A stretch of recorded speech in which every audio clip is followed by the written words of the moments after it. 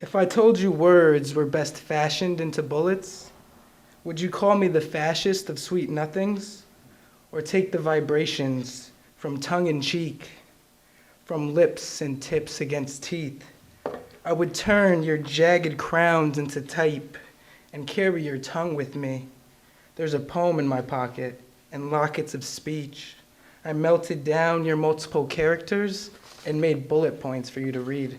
Your wheels turn in urgency to the noise and speed of an overarching interpretation of what it means to do the city justice, to bridge a leitmotif, rivets of imagination rule, compounding metals and matter, approaching the glorious material at hand, entangled in one of the greatest relationships you'll ever have with an oversized personality between the New World and the vast number of inhabitants, America's first great ghetto. And to you, enterprising, starry-eyed, it is a homecoming of sorts. We've now, and come to understand later, how the guiding hand fabricates our fortunes. But I will never travel through this universe as the lead singer of a heavy metal rock band. I will not unleash a pitting, uncensored oral assault against your tortured, bloody soul with punishing black metal blackness. I am profusely underqualified for this job, incapable of intoning incantations to conjure the mighty Prince of Darkness, Lord of Uber Doom, Ozzy Osbourne. Already these lead voices sing out, keep your pots, melt your guns, cast tiny letters. Douglas Scott Fry kept an owl on his dresser with painted feathers, metal underneath. Each night, his owl watched my grandfather empty the pockets of the pants made from the wool from his mills.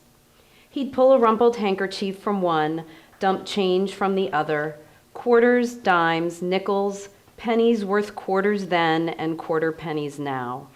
Did he feed his owl before bed, sliding hundreds of single coins through the stamped slot at the back of the bird's head? Or was his dresser a custard dish grove, each bowl coin full to spilling? Took my museum curator mother to convince my professor father to admire the smoking piles of Gary, Indiana. Father whose father laid railroads through the Midwest. He was a gandy dancer. I didn't mean to put that in the poem. Mother whose father built electrical towers, Iowa to anywhere and back. It is a gritty town still, houses tinged with gray on the sides that face the mills. All look down to the river that winds through the valley, to the rusting decay of dozens of steel plants and miles of railroad tracks decorated by weeds. The acrid smell of soot from the old furnaces still wafts on the breeze, and windowsills still turn black when the winds seep in. First farm boy, then factory worker, my grandfather kept a journal. His shirt sleeves cuffed over biceps, his one small glass of Carling Black Label rinsed in the kitchen sink every night. The word diary not in a man's vocabulary. But every day he made record in his ruled notebooks, the year in gold foil on each spine, the covers colored like car interiors, burgundy, gray, and black.